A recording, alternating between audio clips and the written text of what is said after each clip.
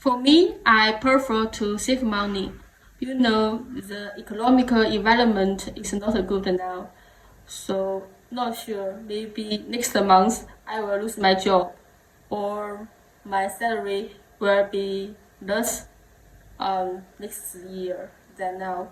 So, I prefer save money. I'm not that kind of people who will spend all salary every month.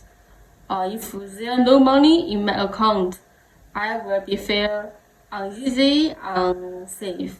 I believe that it depends on the situation and personal goals. Saving money is crucial for long-time security, building an emergency fund, or achieving larger financial goals like buying a new house or retiring comfortably. On the other hand, spending money wisely allows you to enjoy life, invest in experiences, and fulfill immediate needs or desires. So I would say that a balanced approach involves saving a portion of your income consistently, while also budgeting for expenses that bring you joy and fulfillment. That way you can enjoy the present while also securing your future.